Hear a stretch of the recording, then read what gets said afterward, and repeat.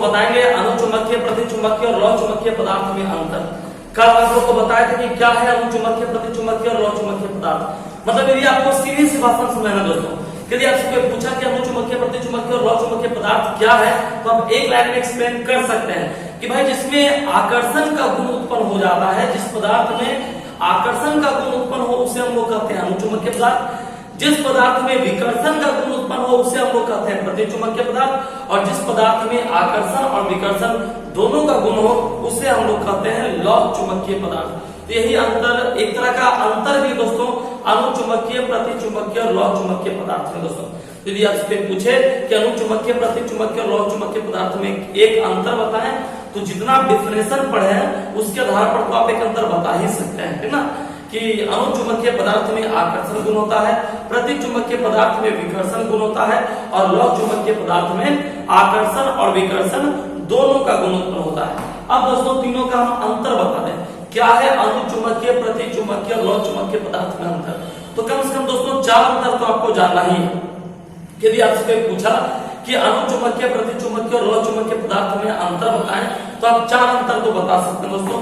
तो एक काम कीजिए, आप लोग कॉलम बांट दीजिए, एक में लिखिए अनुचुंबकीय, एक में लिखिए प्रतिचुंबकीय और एक में लिखिए लौह चुंबकीय। ये कॉलम बांट दीजिए दोस्तों, अनुचुंबकीय, प्रतिचुंबकीय और लौह चुंबकीय का, और लिखिए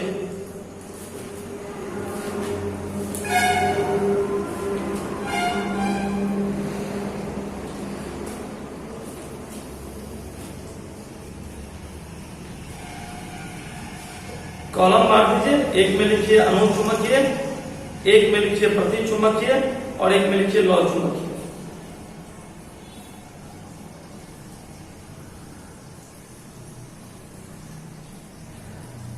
नंबर 1 करके लिखिए, अनुचुंबकीय पदार्थ में आकर्षण का गुण होता है।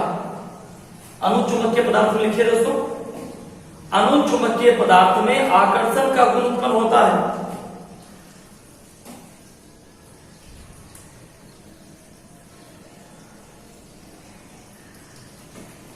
प्रतिचुंबकीय में लिखिए, प्रतिचुंबकीय पदार्थ में विकर्षण का गुण उत्पन्न होता है।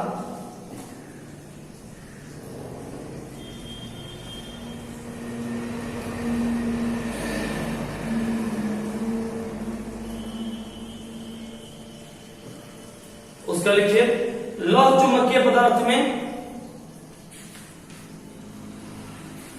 आकर्षण एवं विकर्षण दोनों का गुण उत्पन्न होता है।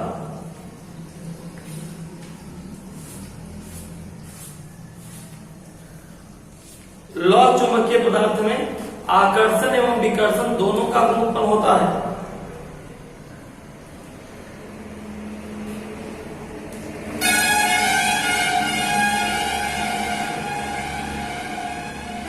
नंबर 2 लिखेंगे,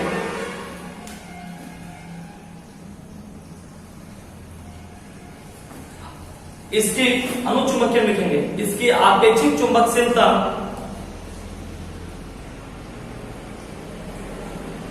इसकी आपेक्षिक चुंबकशीलता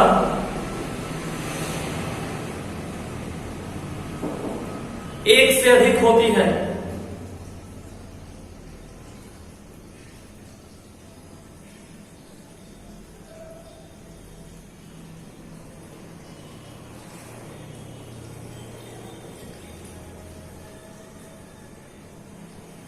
प्रतिचुंबकीय लिखिए, इसकी आपेक्षिक चुंबकशीलता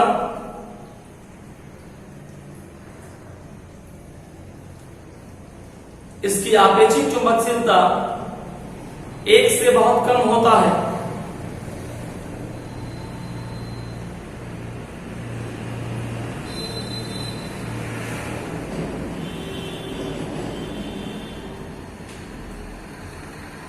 और तीसरा लिखिए लौह चुंबकीय, इसकी आपेक्षिक चुंबकशीलता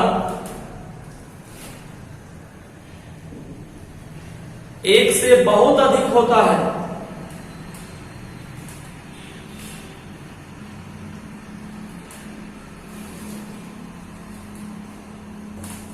एक से बहुत अधिक होता है। चलिए, दो अंतर हो गया, तीसरा अंतर लिखेंगे।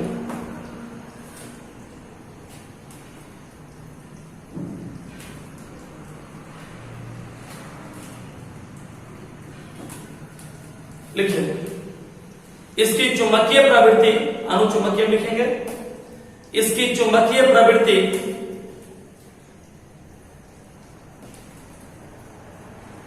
ताप पर निर्भर करती है। इसकी चुंबकीय प्रवृत्ति ताप पर निर्भर करती है।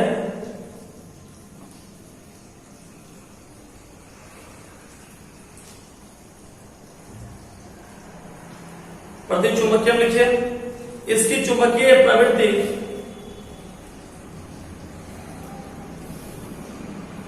ताप पर निर्भर नहीं करती है।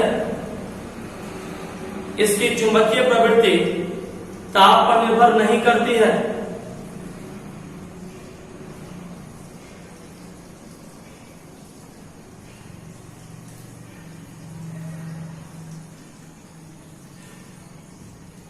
और इधर लिखिए, इसकी चुंबकीय प्रवृत्ति, लो चुंबकीय लिखिएगा,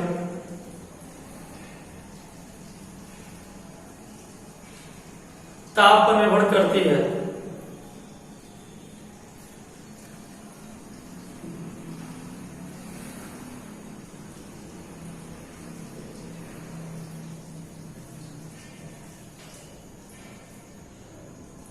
चलिए, नंबर चौथा लिखिए।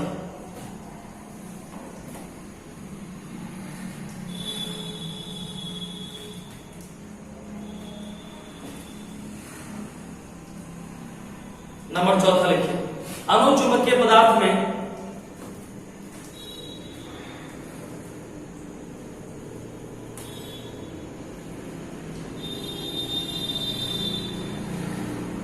अनुचुंबकीय पदार्थ में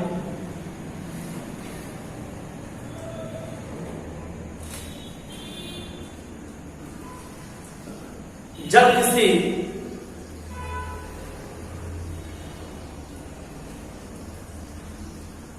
चुंबक को, शक्तिशाली चुंबक को नजदीक लाया जाता है,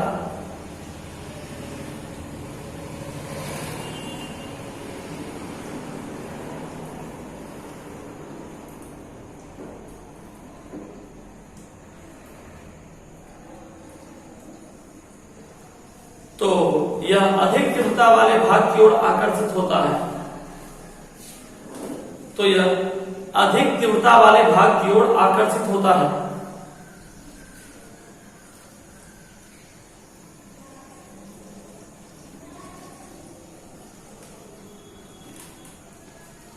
प्रतिचुंबक में लिखिए,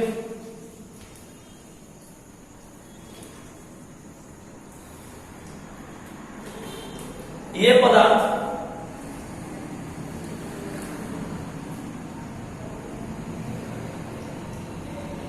शक्तिशाली चुंबक के निकट लाने पर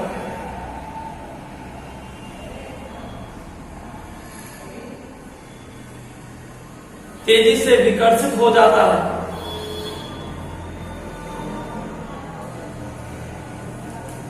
तेजी से विकर्षित हो जाता है।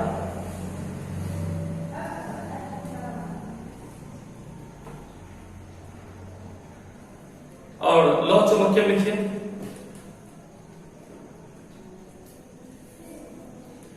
इस पदार्थ को चुंबकीय क्षेत्र में लाने पर,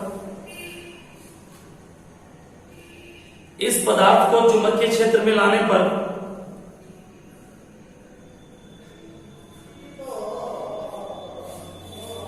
इसमें प्रबल रूप से आकर्षण या विकर्षण की घटना उत्पन्न होती है।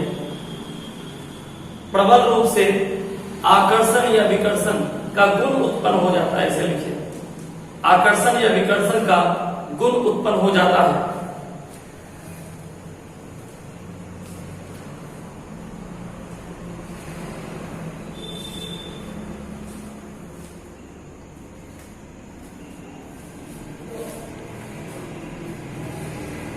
चलिए बहुत दोस्तों,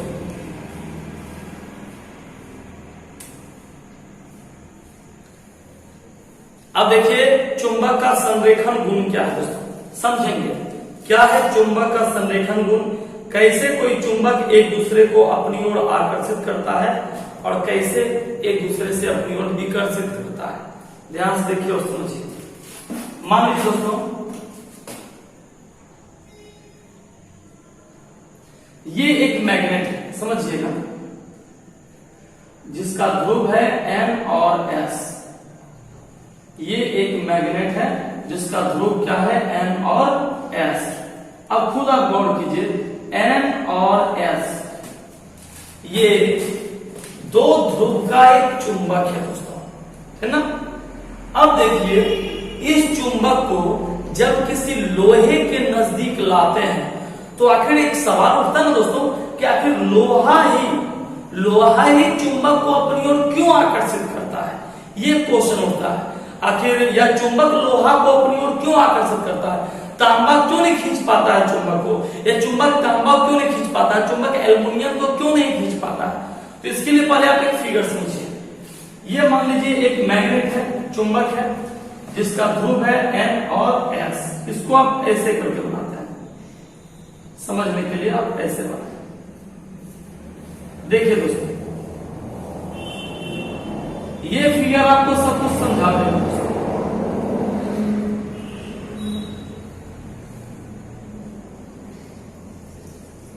गौर कीजिए, ये एक मैग्नेट है, ये दोस्तों मैग्नेट है। मैग्नेट जानते हैं आप ये सर कैसे मैग्नेट है, तो ये देखिए ये जो लाइन आप देख रहे हैं, ये जो एरो का सिंबल आप देख रहे हैं, ये इस बात को प्रदर्शित कर रहा है कि यह एक मैग्नेट है। कहोगे सर जी ये जो एरो है ये मैग्नेट को क्यों प्रदर्शित कर रहा है, आखिर ये एरो से कैसे पता चलेगा कि यही मैग्नेट है। तो बड़े आराम से आप बता सकते हैं। क्या बता सकते हो, ध्यान समझिएगा। आप बता सकते हैं कि सर जैसे हम ये एरो दिए तो आप देखिए दोस्तों ये एरो जो है वह सेम डायरेक्शन में, सेम डायरेक्शन, इसी को हम लोग कहते हैं, इस एरो को हम लोग कहते हैं डोमेन। इसको हम लोग बोलते हैं दोस्तों डोमेन, है ना। ये आपको कोई एरो वगैरह नहीं है, ये डोमेन है। और इसी जो गुण आप देख रहे हैं कि सब का सब रेखा एक दिशा में है, इसी गुण को हम लोग कहते हैं संरेखन गुण। आप कई बार पढ़ते हो चक्कर में कि भाई संरेखित हो जाता है या संरेखन गुण नहीं मिलता है, तो यही देखिए यही संरेखन है दोस्तों, इसी को हम लोग कहते हैं संरेखन। संरेखन का मतलब समान रेखा में, अर्थात जितना भी एक चुंबक के अंदर जितनी भी रेखाएं हैं वो सब का सब एक ही दिशा में है दोस्तों। इसलिए चुंबक में आकर्षण और विकर्षण दोनों का गुण होता है दोस्तों। मतलब ये एक प्रकार का लौह चुंबक है, यह एक प्रकार का लौह चुंबक है दोस्तों। ये जो लाइन देख रहे हो कोई लाइन वगैरह नहीं है, डोमेन है दोस्तों, है ना। और इसकी जो प्रवृत्ति है इसी को हम लोग कहते हैं संरेखन। क्या कहते हैं दोस्तों, संरेखन गुण उत्पन्न। बस ध्यान समझिए, संरेखन नहीं, नाम से डिफरेंशिएशन हो रहा है। इसके फिगर को आप देखिए, ये सब का सब एक ही दिशा में, समान दिशा में मूव कर रहा है ना। अब मान लीजिए इसी से एक विद्यार्थी आप लोग के बीच का पूछा सर चुंबकीय प्रेरण क्या है, इसको फिर से एक्सप्लेन करें चुंबकीय प्रेरण। तो आप इस फिगर के माध्यम से आप बहुत कुछ सीख सकते हैं दोस्तों। जैसे मान लीजिए ये एक मैग्नेट है। अच्छा यदि आपसे पूछे कि सर ये मैग्नेट ही क्यों है, क्योंकि मैग्नेट इसलिए है क्योंकि इस सभी की दिशा एक ही रूप में है ना। इसका जो डोमेन है वह सिर्फ एक ही दिशा को रिप्रेजेंट करता है, सूचित करता है। अब मान लीजिए कि एक बार में यहाँ पर एक पदार्थ रखे, मान लीजिए एक पदार्थ यहाँ रखे, मान लीजिए एक पदार्थ यहाँ रखे। अब ये एक चुंबकीय पदार्थ है ना, और उसके ठीक बाहर इससे कुछ दूरी पर एक और पदार्थ रखे और सटाए नहीं है, सटाए नहीं है, एक और पदार्थ रखे और रखते ही क्या हो गया कि ये इसकी ओर आकर्षित होने लगा। मतलब कि इस पदार्थ को मान लीजिए इसका क्षेत्र निकल रहा है, क्षेत्र निकल रहा है इससे, है ना। चुंबक है तो चुंबकीय क्षेत्र निकलेगा। अब इस पदार्थ को चुंबकीय क्षेत्र में रख दिए, रखते ही तुरंत इसकी ओर अट्रैक्ट होने लगा या इससे रिपल्स होने लगा। तो इसी घटना को हम लोग कहते हैं चुंबकीय प्रेरण। प्रेरण में आपको पता है ना, ये आपसे पूछे, आप पढ़े भी हैं विद्युतीय प्रेरण के बारे में कि जब किसी पदार्थ के नजदीक किसी अन्य पदार्थ को या जब किसी चालक के नजदीक किसी अन्य चालक को लाया है तो उसके सामने वाले सिरे पर विपरीत आवेश लाया जाता है, तो जब किसी पदार्थ के सामने, है ना, किसी अन्य पदार्थ को लाया जाता है तो उसके सामने वाले सिरों पर विपरीत आवेश और उसके दूसरे सिरे पर समान आवेश आता है, इस घटना को हम लोग कहते हैं प्रेरण या द्वितीय प्रेरण, है ना। और यहाँ पर है चुंबकीय प्रेरण, तो वहां पर था कि आवेश का ट्रांसफर होता था, है ना। और यहाँ पर देखिए कि जब कोई पदार्थ चुंबकीय क्षेत्र में आया तो आते ही इस पर आकर्षण या विकर्षण गुण, हाँ यदि इसको मान लीजिए, इसको यहाँ न रखने के बदले यहाँ रख दिए, इसके क्षेत्र से बाहर कर दिए तो बाहर देखो, यदि इस पदार्थ को यहाँ न रख के इसको थोड़ा और आगे लेके जाकर रख दिए, मतलब इसके चुंबकीय क्षेत्र से बाहर कर दिए, मतलब अब ये चुंबक जो है उस पदार्थ पर बल नहीं लगा सकता है। तो जब बल नहीं लगाएगा दोस्तों तो उस पर आकर्षण या विकर्षण गुण तो उत्पन्न होना नहीं है, और जब नहीं होगा तो फिर वो चुंबकीय प्रेरण नहीं कहलाएगा दोस्तों। इसका मतलब कि चुंबकीय प्रेरण के लिए आवश्यक है कि कोई पदार्थ को चुंबकीय क्षेत्र में रखें और रखने के बाद उसकी जो प्रवृत्ति है वो चुंबकीय प्रवृत्ति को धारण कर ले, तो उसी को हम कहते हैं चुंबकीय प्रवृत्ति या चुंबकीय प्रेरण। यहाँ देखिए क्या हुआ, मान लीजिए सपोज कीजिए, मान लीजिए अपने मन से एक चुंबक रखे दोस्तों, है ना। अब ये लोहा में क्या खास गुण है, लोहा में क्या खास गुण है ये आप समझिएगा, है ना। मान लीजिए ये एक चुंबक है दोस्तों, है ना, ये एक मैग्नेट है और इस मैग्नेट के बगल में एक आयरन को रखा है। देखिए अब आयरन का देखिए संरेखन गुण कैसा होता है, आयरन का आप डोमेन देखिए,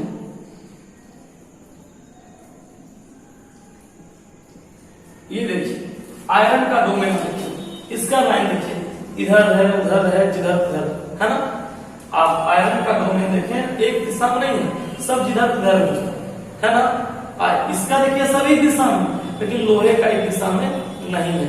लेकिन जब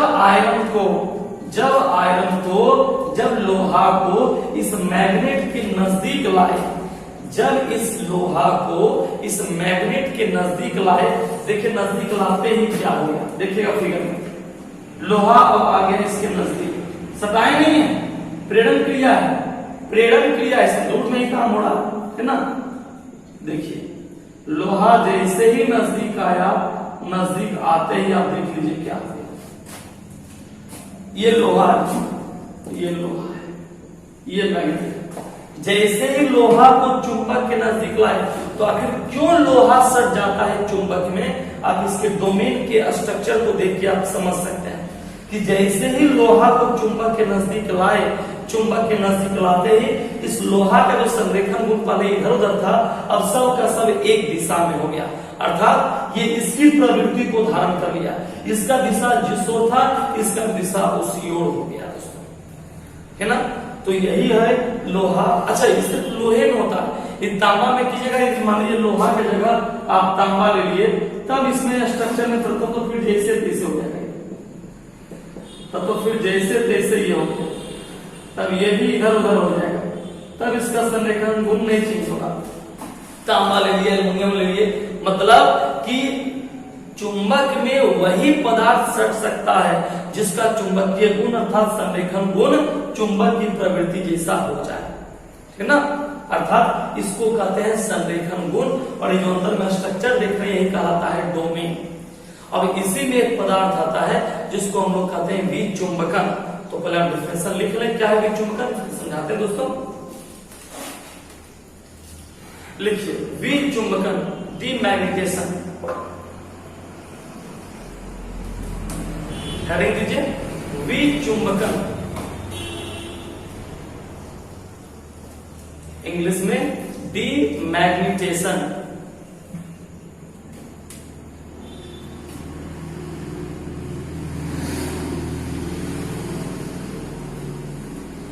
लिखिए किसी चुंबकीय पदार्थ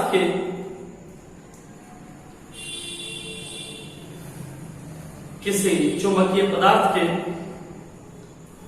चुंबकत्व को नष्ट करने की क्रिया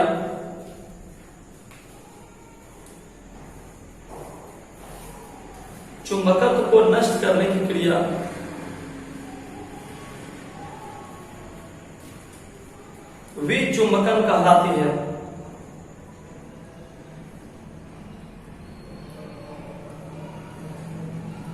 इसी में एक और छोटा सा डिफरेंस है ना दोस्तों, नीचे लिख ही लेंगे उसको भी। क्यूरी ताप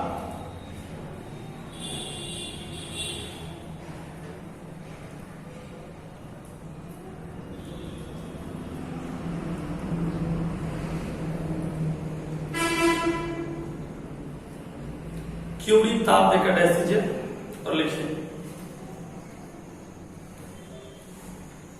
किसी भी पदार्थ का क्यूरी ताप वह ताप है, किसी भी पदार्थ का क्यूरी ताप वह ताप है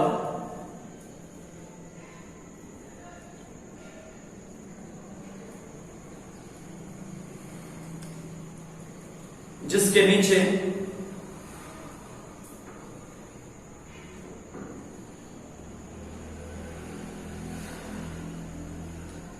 नीचे पदार्थ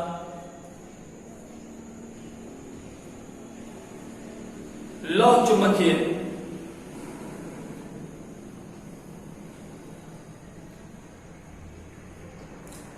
तथा जिसके ऊपर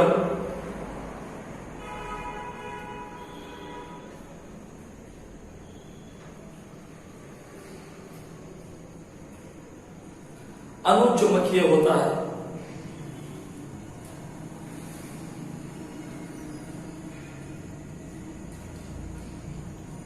ऐसे ताप को क्यूरी ताप कहते हैं। ठीक है दोस्तों, उसको अब नेक्स्ट क्लास में आपको हम समझाएंगे, उसको याद कीजिए।